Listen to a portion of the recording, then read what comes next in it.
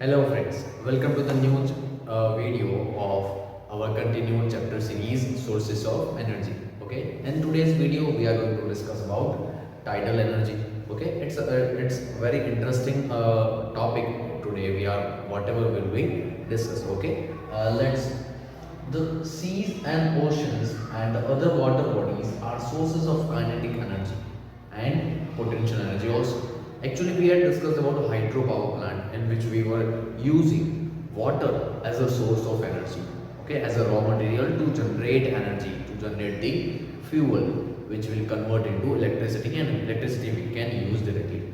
So at that time we were using water to turbine to rotate the turbine, and that turbine was rotating or driving the generator, and generator gives us the energy. Here are the same applications are there, but the name is tidal energy. Why? The tides is also definitely of water only, but in tides we are not driving tides by ourselves. मतलब हम tide खुद ला नहीं सकते. Okay, tides are the natural phenomena, and with the help of that natural phenomena we are getting or we are catching the opportunity to generate the energy. Okay, let's see. So here you can see the sea and oceans and the other water bodies are what? The sources of kinetic and potential energy. I hope you know the meaning of kinetic energy and potential energy. Okay, so ये जो water bodies हैं they are telling that it is the source of kinetic energy, and if you are keeping it to the higher place it will be the form of potential energy. Okay, and due to the immense volume of water and the motion of waves. क्यों ये दोनों है? Immense volume of water are there and the other portion is the motion of waves. Waves आती हैं, उसका जो motion है water के particles का, that's why. Tides are the variations of. Now what is tides? Tides are the variation in the level of water. In the level of water. Tides क्या है? जो ओशन का और सी का वाटर लेवल होता है उसके लेवल में अगर वेरिएशन आता है, that's called tides. There are high tides and low tides. You may familiar with it. A level of water due to the gravitational pull of the moon. Okay, आपको पता है ना कि पूर्णिमा या अमावस्या होती है तो उसी टाइम पे ये tide, high tide, low tide वाला ये सब आपने ऑलरेडी इस छोटे स्टैंडर्ड्स में पढ़ चुका है. ओके, तो टाइड्स इसके कारण आती हैं, ग्रेविटेशनल पुल ऑफ मून के कारण, उसके मोशन के कारण टाइड्स आती हैं. तो उसका यूज़ हम एनर्जी जनरेट के लिए कर रहे हैं. The phenomena of rise and fall of water level and the differences in the sea levels gives tidal energy. Again ये पानी का जो मोशन है उससे हम क्या करते हैं, उसी से हम टरबाइन घुमाते हैं और वही टरबाइन अगेन जनरेटर के साथ कनेक्ट है. अगेन जनरेटर क्या प्रोड्यूस करता है? Definitely electricity. Okay, so the concept is same. We are just giving here and there with different ways to rotate the turbine. Okay, turbine rotate करने के different तरीके ढूंढ रहे हैं और उसी से एनर्जी को जनरेट कर रहे हैं. तो टाइड्स आती हैं, हाई टाइड या लो टाइड, तो उस जगह पे अगर हम टरबाइन का अरेंजमेंट कर लें, एस्टाब्लिशमेंट कर लें, इंस्टॉल कर लें, तो हम एनर्जी जनरेट कर सकते हैं. But it will be very occasional, है ना, क्योंकि रोज़ टाइड आएगी और जाएगी ऐसा तो है नहीं. तो इसमें से वेरी लो अमाउंट, मतलब बहुत ही कम अमाउंट में एनर्जी जनरेशन हो, बट होगा कुछ ना कुछ. Now the next one is wave energy. हम दूसरा भी नाम दे सकते हैं. टाइड्स के बदले अगर आप बोलो कि वेव्स तो सर रोज आती, तो waves possesses a lot of kinetic energy as the water is moving, that can be harnessed to produce electricity. Again the concept is same. With the help of waves we are trying to rotate the turbine, and turbine will rotate the generator and it will give the electricity. Okay, so the concept will remain same in all the cases. Ocean thermal energy.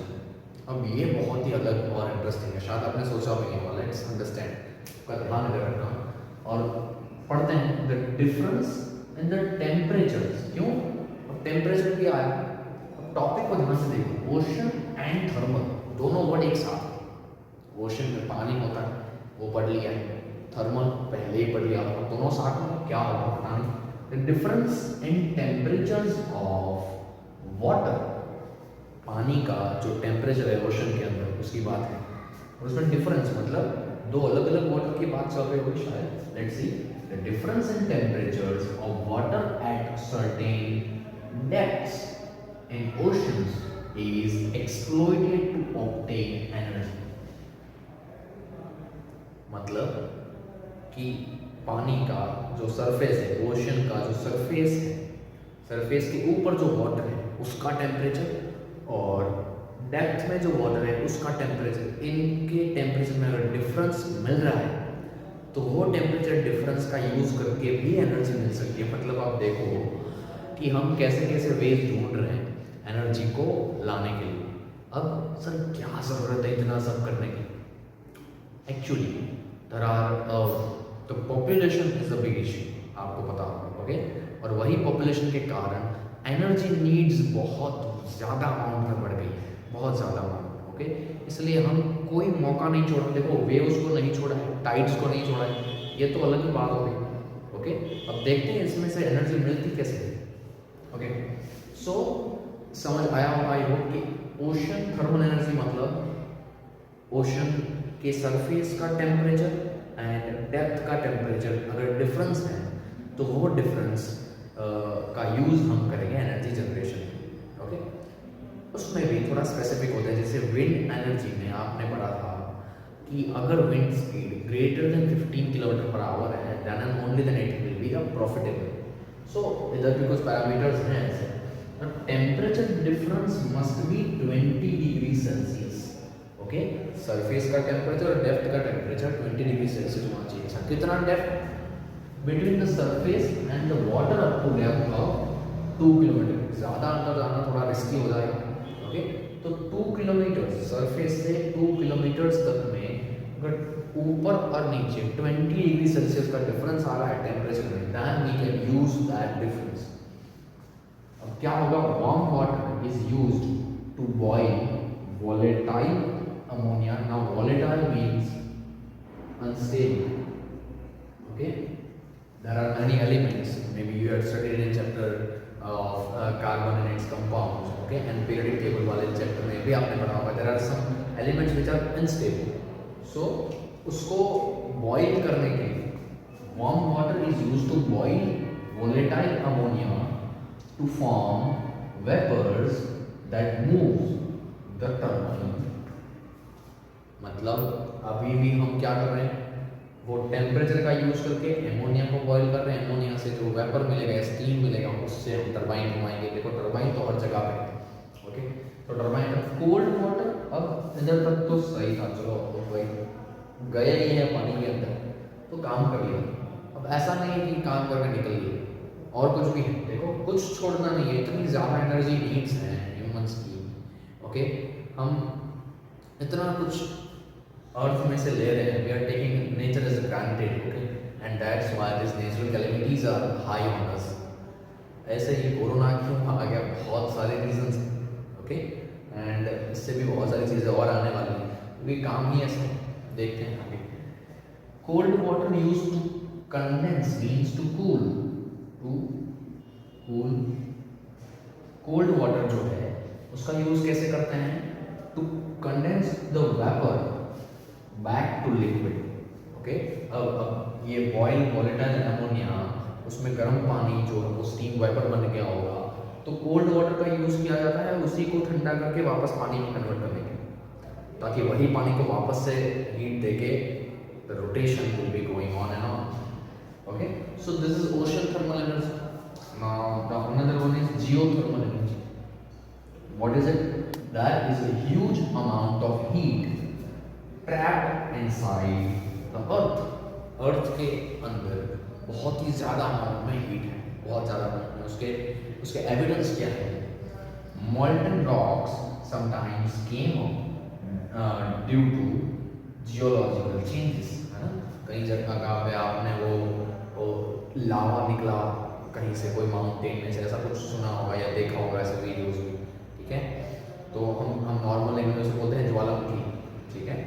तो that is what कि अर्थ के अंदर rocks जो है इतनी इतनी heat है वहाँ पे कि रॉक भी मेल्ट हो जाते हैं और वो मोल्टन रॉक्स अर्थ के बाहर आते हैं।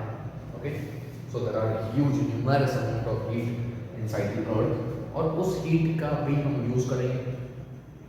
When underground water comes in contact with that heat, steam is generated, और वो steam का क्या करेंगे, टरबाइन को घुमाएंगे, टरबाइन जनरेटर को घुमाएगा, जनरेटर में इलेक्ट्रिसिटी देगा। Okay, so in today's time we are talking about that avoid to purchase petrol diesel type of vehicles। okay, petroleum से चलने वाली प्रोडक्ट को कम करो, इलेक्ट्रिसिटी यूज़ करना ज़्यादा शुरू करो, वो पॉल्यूशन कम करेगा, इको फ्रेंडली है, दिस एंड दैट। बट आप देख रहे हो कहाँ कहाँ से इलेक्ट्रिसिटी को लिया जा रहा है। ओके, तो ultimately we are, as I said earlier, we are taking nature as granted, and हम मतलब ज़मीन के अंदर से भी एनर्जी निकालते हैं। अब there are infinite source, we can say that, but इतनी चीज़ें अगर निकालेंगे दैट मीन्स व्हाट कि वहाँ पे इंस्टेबिलिटी तो क्रिएट होगा, और वो इंस्टेबिलिटी के कारण ये जियोलॉजिकल चेंजेस मतलब क्या? जियोलॉजिकल चेंजेस मतलब आपको पता होगा that the movement of plates, the tectonic plates. Okay, so that is also that, वो सारी चीज़ें ह्यूमन एक्टिविटीज़ के कारण ही हो रही है। Okay, so this is the whole idea about tidal energy, wave energy, okay, ocean thermal energy, and the last one is geothermal energy। okay, it is not the last one for this video only, there are more types, we'll discover it, or we can say, or we will understand it in the next video. Up to that, take care of yourself and bye bye।